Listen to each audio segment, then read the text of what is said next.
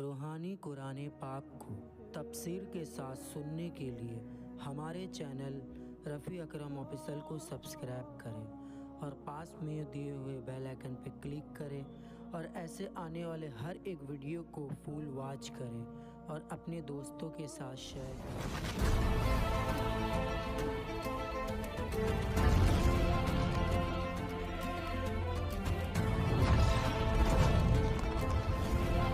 أعوذ بالله من الشیطان الرجیم، پناہ مانگتا ہوں میں اللہ کی شیطان مردود سے۔ وَمَن يَرْغَبُ عَن مِّلَّةِ إِبْرَاهِيمَ إِلَّا مَن سَفِهَ نَفْسَهُ وَلَقَدِ اصْطَفَيْنَاهُ فِي الدُّنْيَا وَإِنَّهُ فِي الْآخِرَةِ لَمِنَ الصَّالِحِينَ۔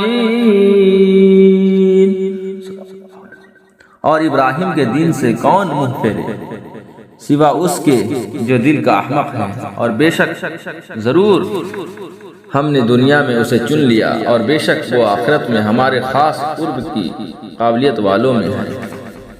شان نزول علماء یہود میں سے حضرت عبداللہ بن سلام نے اسلام لانے کے بعد اپنے دو بھتیجوں مہاجر و سلمہ کو اسلام کی دعوت دی اور ان سے فرمایا کہ تم کو معلوم ہے کہ اللہ تعالیٰ نے توریت میں فرمایا ہے کہ میں اولاد اسماعیل سے ایک نبی پیدا کروں گا جن کا نام احمد ہوگا، جو ان پر ایمان لائے گا راہیاب راستہ پانے والا ہوگا، جو ان پر ایمان نہ لائے گا ملعون ہے۔ یہ سن کر سلمہ ایمان لے آئے اور مہاجر نے اسلام سے انکار کر دیا۔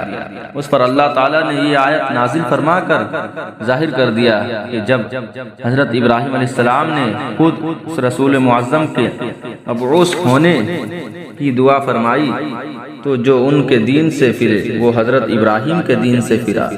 اس میں یہود و نصارہ و مشرکین عرب پر تعریض ہے جو اپنے آپ کو افتخاراً فخر کرتے ہوئے حضرت ابراہیم علیہ السلام کی طرف منسوب کرتے تھے۔ جب ان کے دین سے پھر گئے تو شرافت کہاں رہی، رسالت و خلت کے ساتھ رسول و خلیل بنایا۔ صدق اللہ العظیم۔ ایسے ہی قرآن پاک کے تفسیر کے ساتھ فل ویڈیو واچ کرنے کے لیے ہمارے چینل کو سبسکرائب کریں اور پاس میں دیے ہوئے بیل آئیکن پہ کلک کریں اور ایسے آنے والے ہر ایک ویڈیو کو اپنے دوستوں کے ساتھ شیئر کریں اور کمنٹ کر کے آمین ضرور لکھیں۔